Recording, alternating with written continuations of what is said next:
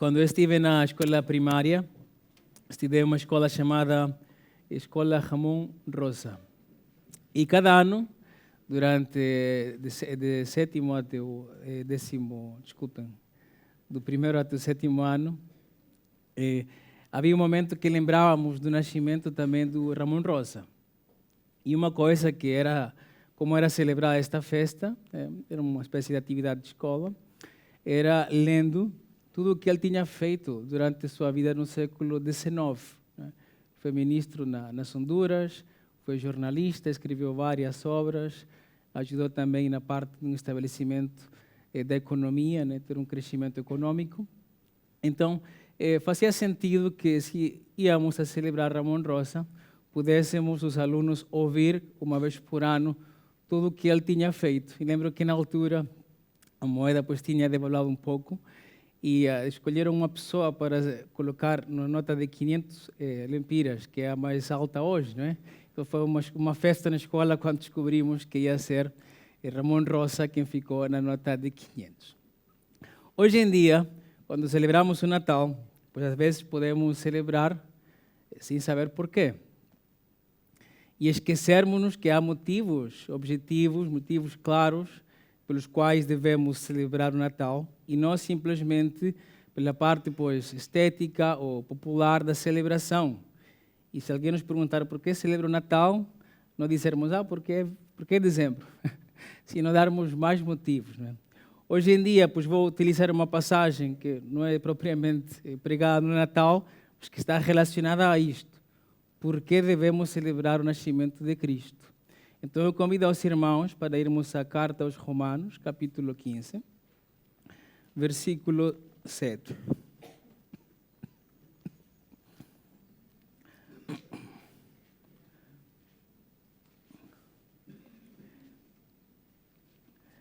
Romanos, capítulo 15, versículo 7 ao versículo 13.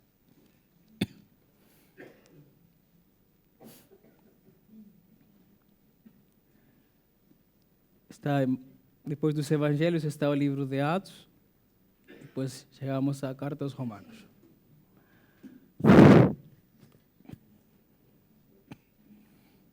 Diz assim: portanto, recebei-vos uns aos outros, como também Cristo nos recebeu, para a glória de Deus. Digo, pois, que Jesus Cristo foi ministro da circuncisão por causa da verdade de Deus, para que confirmasse as promessas feitas aos pais, e para que os gentios glorifiquem a Deus pela sua misericórdia. Como está escrito, portanto, eu te louvarei entre os gentios e cantarei a teu nome. E outra vez diz, alegrai-vos, gentios, com o seu povo. E outra vez, louvai ao Senhor todos os gentios e celebrai-o todos os povos. Outra vez, diz Isaías, uma raiz em Jessé haverá, e naquele que se levantar para reger os gentios esperarão. Ora, o Deus de esperança vos encha de todo o gozo e paz, em crença, para que abundeis em esperança pela virtude do Espírito Santo. Amém. A carta aos Romanos tem sido, pois, uma carta muito lida, muito estudada, de muito debate no mundo protestante, e é, de facto, uma carta que nos esclarece muitos assuntos da doutrina cristã.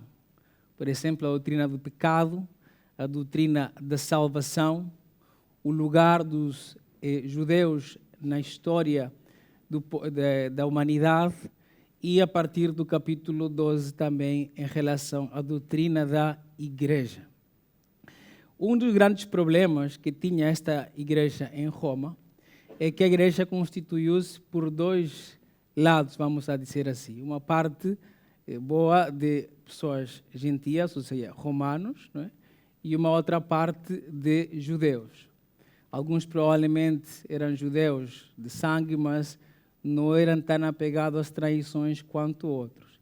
Isto criou uma tensão entre a igreja, porque imaginem, nós estarmos num jantar aqui, um junta-panela, como nós chamamos aqui na igreja, e vamos a supor que os irmãos do Brasil representam os judeus que não comem chouriço.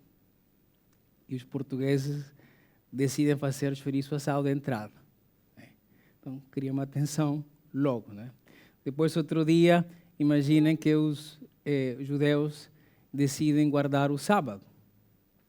E nós, os gentios, não é? Esse dia joga Portugal. E a ver o jogo juntos, e a comer, e a fazer qualquer outra atividade, e alguns até ir a laborar. Então, essa tensão começou a criar alguma divisão na igreja. E o apóstolo Paulo, na sua visão missionária, ele não somente queria que a igreja tivesse uma resolução desse problema, mas queria que a própria igreja, ao juntar-se em Cristo Jesus, fosse a encarregada de encaminhar a Paulo numa viagem missionária à Península Ibérica. Então, esse era o propósito de Paulo, resolver o assunto da igreja, explicando muitas coisas da doutrina cristã, para que no futuro o acolhessem e o pudessem encaminhar à Península Ibérica. Pela tradição, acreditamos que isso não aconteceu. Não chegou a acontecer isto, de chegar até aqui, na altura chamada Espanha, não é? Mas, pelo menos na altura, estava no desejo do coração de Paulo. E para isso, o apóstolo Paulo, para juntar a igreja, ele começa a explicar muitas coisas sobre a doutrina do pecado, dizendo, afinal, tanto os judeus como os gentios estão debaixo do pecado. Ele apresenta que o problema, em essência, é exatamente o mesmo. E por causa disso, a solução para gentios e judeus é exatamente a mesma. A partir do capítulo 13, ele começa a tentar ajudar a que os judeus respeitem a vida dos gentios, que para eles era um bocado liberal, e que os próprios gentios respeitassem a vida dos hebreus, dos judeus, que era um pouco mais restrita em algumas coisas, porque não era obrigado a um judeu a abandonar as suas tradições, mas sim não podia ser imposto a um gentio que se convertia a Cristo a abraçar a tradição judaica, né? A lei de Moisés. Então, esta é uma excelente carta para buscar a unidade da igreja, para esclarecerem assuntos doutrinários, ganhar uma visão missionária sobre a obra que nós temos neste mundo. Por causa disso, o apóstolo Paulo começa o versículo 7 dizendo: portanto, recebei-vos uns aos outros, como também Cristo nos recebeu para a glória de Deus. Esse uns aos outros, entenda-se aqui que os judeus possam receber aos gentios e que os gentios, né, nós judeus, possam receber aos judeus. Tanto na casa como na igreja, que possam ter uma comunhão, que possa haver casamentos, que sejam realmente um só povo. É isso que ele está à procura. A partir do versículo 8 ao versículo 13, Paulo vai nos mostrar, entre muitas coisas, eu resumi em três assuntos acerca de Cristo que nos motivam a nós para entender porque hoje, por exemplo, podemos celebrar a Páscoa. Porque também na altura a igreja de Roma devia buscar a unidade da igreja. A primeira encontra-se no versículo 8. Digo, pois, que Jesus Cristo foi ministro da circuncisão por causa da verdade de Deus, para que confirmasse as promessas feitas aos pais. Então, em primeiro ponto, que é no versículo 8, a chegada de Cristo prova a fidelidade de Deus para com o povo judeu. A chegada de Cristo prova a fidelidade de Deus para com o povo judeu. Quando nós lemos esta passagem, pode ficar assim um pouco estranha a interpretação, né? Ministro, a gente pensa hoje em dia em ministérios, né, no Estado. Circuncisão, pensamos única e somente na prática de circuncidar a um bebê. Aqui vou tentar entender e transmitir o que está quer dizer o apóstolo Paulo. Ele está a dizer a circuncisão, não necessariamente da prática, está a referir-se aos judeus. E quando ele chama ministros, está a se referir-se como a pessoa que serve. A palavra aí é diácono, né? Quando nós pensamos em diácono, é alguém que serve. Então, poderíamos dizer que Jesus Cristo foi servo dos judeus por causa de Deus, para que confirmasse as promessas feitas aos pais. E que promessas são estas? Pois no Antigo Testamento, nós conseguimos ver várias promessas, desde Gênesis até Malaquias, nas quais o Senhor enviou profetas para enriquecer, robustecer a promessa relacionada à chegada do Messias. A primeira encontra-se logo em Gênesis capítulo 3, quando Deus fala com a mulher e diz que um descendente dela acabaria por esmagar a cabeça de Satanás. Poucos capítulos depois, Deus fala com Abraão e diz que na semente de Abraão, num dos seus descendentes, seriam abençoadas todas as famílias da terra. E depois, em segundo livro de Samuel, capítulo 7, o Senhor fala com Davi, e ele diz que um dos seus filhos receberá o reino. Estas são três entre muitas promessas, mas são três que nos orientam de forma geral para entendermos as promessas. Então, não é difícil decorar Gênesis 3, Gênesis 12 e 2 Samuel capítulo 7.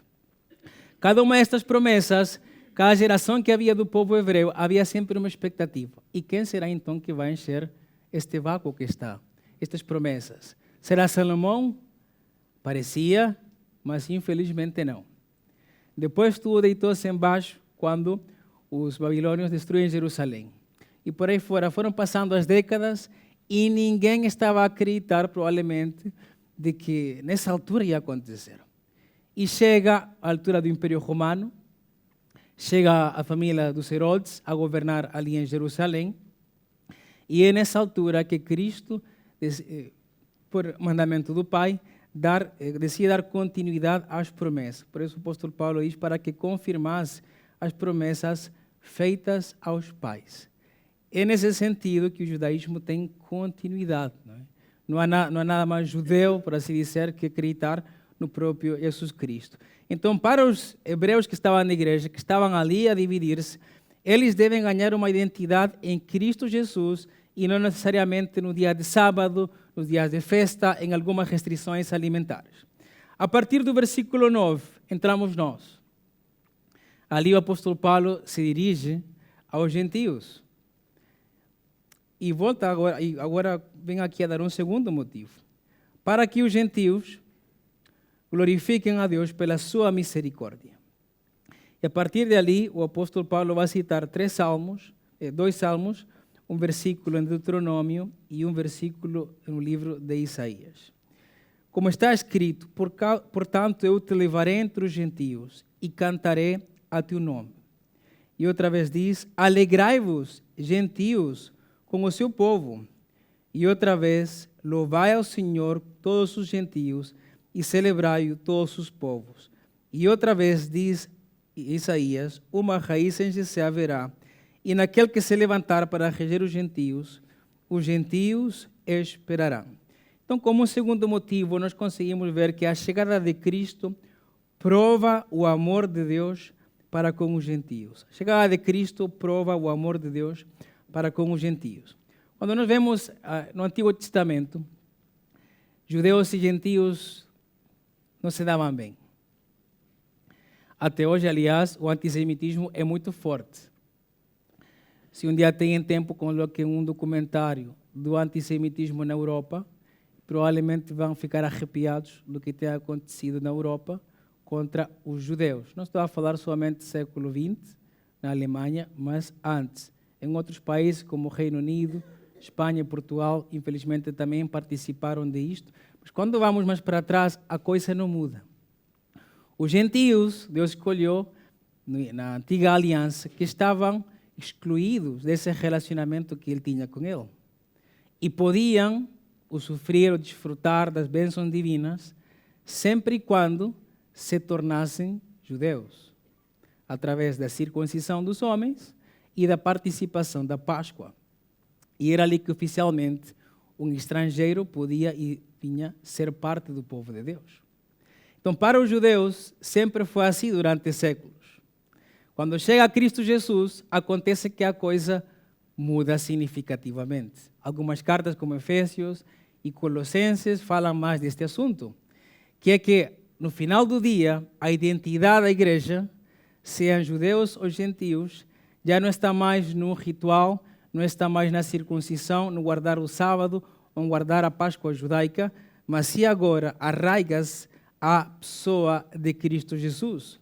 E é ali que as promessas feitas nos Salmos, em Isaías e em Deuteronômio, de que nós, gentios, podemos, agora sim, sem necessidade de guardar as leis na lei de Moisés, podemos ser parte do povo de Deus através de Cristo Jesus.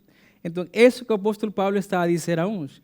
Aos judeus, Cristo cumpriu as promessas do Antigo Testamento feitas a seus pais. Celebrem a Cristo Jesus. Aos gentios, por causa de Cristo, vocês podem adorar a Deus. Por causa de Cristo, vocês é que podem desfrutar de um relacionamento com o Pai sem necessidade de abraçar a tradição judaica. E depois, no final, o apóstolo Paulo fecha este parágrafo, este pensamento, com uma última ideia no versículo 13. Ora, o Deus de esperança vos encha de todo o gozo e paz em crença, para que abundeis em esperança pela virtude do Espírito Santo.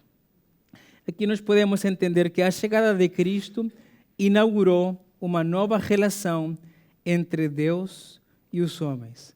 A chegada de Cristo inaugurou uma nova relação entre Deus e os homens.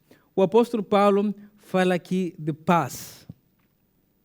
Eu pergunto, tem paz? Ou a ansiedade, que seria o oposto, é o que está no seu coração?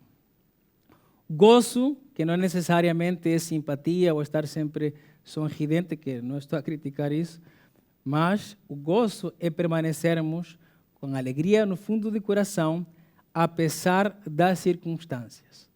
No funeral nós não podemos ter uma festa de alegria, pois podemos ter gozo porque estamos tranquilos em Deus. É nesse sentido. Fala em crença. Quantas pessoas hoje em dia vivem, ou acreditam viver, sem uma fé? Sem pensar sequer se existe um amanhã. E Paulo está a dizer que Deus inaugurou um novo relacionamento entre Deus e os homens, que traz tudo isso.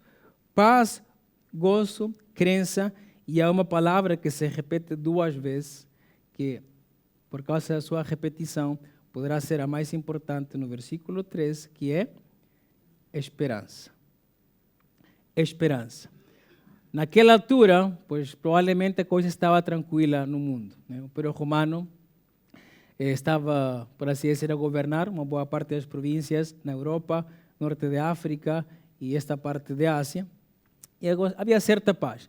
Mas a esperança das pessoas poderiam estar colocadas exatamente na boa administração do Império Romano. Uma pessoa pode dizer, eu tenho esperança em que este César, não é, este novo imperador, vai fazer as coisas melhores. Hoje em dia eu acho que a coisa não mudou muito. Acho que praticamente é a mesma esperança que as pessoas colocam, a sua máxima esperança, num líder político. Não é? É aquele que vai salvar a nação de todos os males. É aquele que vai tornar a nação moral. É aquele que vai tornar a nação assim, desta forma ou não. É verdade que há bons e maus políticos, mas a esperança do cristão, em última instância, se resume à esperança acerca do futuro da volta de Cristo. Às vezes, a esperança pode ser colocada na saúde. Eu vou ficar melhor. Não sabemos se vamos ficar melhor. Podemos ficar na esperança que o estado financeiro vai tornar-se perfeito. Não é? Não sabemos se isso vai acontecer. A pessoa secular, não cristã, coloca a esperança nessas coisas. O cristão coloca a esperança única e somente em Deus. Na volta de Cristo, no cumprimento das promessas. Estamos sempre na esperança e na fé, em acreditar na chegada do reino. É essa esperança que o Natal nos deve fortalecer. E o apóstolo Paulo, no final, fala acerca do poder ou virtude, como outras versões dizem, do Espírito Santo. Ou seja, este relacionamento que este versículo 13 nos fala, não é porque estamos a vir à igreja cada domingo, este novo relacionamento que temos com Deus não é por lermos a Bíblia, não é porque um dia fomos batizados, que tudo isso é super importante. Mas, em última instância, o relacionamento de um homem com Deus é único e somente pela presença do Espírito Santo. E uma pergunta que cada um de nós deve fazer-se: será que eu tenho o Espírito Santo? Claramente acreditamos que a palavra é fiel, Deus é fiel, quando diz que se acreditamos em Cristo como Senhor e Salvador, se o Espírito Santo vem a nós. Mas às vezes também a falta de diligência, falta de amor pela palavra, pode tornar uma espécie de o Espírito Santo estar presente, mas não ativo. Às vezes o apóstolo Paulo fala nisso. Estar ali, mas não ativo. Não está a governar a nossa vida. Então o apóstolo Paulo quer que cada um de nós, no poder do Espírito Santo, possa desfrutar destas coisas: paz, gozo, presença, esperança. Não é por nós, mas sim pela presença do Espírito Santo, que nos foi dado por causa também de Cristo Jesus. Então, esta passagem, versículos 7 ao 13, dá-nos esses motivos, irmãos, para que durante o Natal pensemos: por que eu estou a fazer isto? É só porque é dezembro, porque toca fazer? Não, é por causa de que Deus é um Deus fiel. Com Cristo cumpriu as promessas do Antigo Testamento. É porque no Natal eu sei que eu, como gentio, porque acho que não há, não sei, nenhum aqui, alguma pessoa de linhagem hebraica, não é? Mas se todos nós gentios, brasileiros, portugueses e demais estrangeiros, podemos gozar da alegria de cantar ao Senhor, de sermos parte do seu povo, sem necessidade, pois de todo aquele rigor que havia, mas sim agora através de Cristo Jesus. E também desfrutarmos neste Natal e lembrarmos que Deus começou uma nova forma de relacionar-se com o ser humano, através da presença do Espírito Santo, no qual podemos desfrutar de paz, gozo, esperança e também outras coisas do fruto do Espírito que o apóstolo Paulo menciona na carta aos Gálatas. Com isto em mente, irmãos, eu gostaria que durante a oração não pensamos nada ao Senhor, simplesmente lembremos-nos do que Ele fez por nós. Que nesta altura de dezembro, mais uma vez, lembremos-nos de cada coisa e nesta oração também possamos fazer isso. Oremos. Obrigado, Senhor, pelo que Tu tens feito por nós. Durante séculos, foste prometendo muitas coisas aos homens. E finalmente, Senhor, cumpriste isso com o envio de Cristo Jesus. Obrigado porque por Ele nós podemos Te adorar. Obrigado que por Ele nós podemos falar contigo, podemos obter perdão dos pecados, podemos ter um casamento saudável, podemos educar os nossos filhos de forma correta. Obrigado porque na presença de Cristo, na sua morte e ressurreição, nós podemos ter a plena certeza de que vamos passar a eternidade contigo depois desta vida. Obrigado, Senhor, porque Cristo nos deixou os apóstolos e até nós também chegou as suas palavras no Novo Testamento. Obrigado, Senhor, porque durante este Natal queremos lembrar cada uma das coisas que Tu fizeste por nós, principalmente o envio de Tu Filho, Deus feito homem. Obrigado, Senhor, pela Tua palavra, pela carta aos Romanos, que nos dá uma sacudida ao orgulho, à divisão, que qualquer pecado que nos afaste de Ti, em primeiro lugar, mas também que nos separe do nosso irmão ao lado, que às vezes é de uma cultura diferente, de um contexto diferente, mas como o apóstolo Paulo nos lembra, devemos nos receber uns aos outros. Te agradecemos, Senhor, e que durante este mês de dezembro celebremos conscientemente do que estamos a celebrar. Colocamos isto em nome de Tu Filho amado, Cristo Jesus. Amém.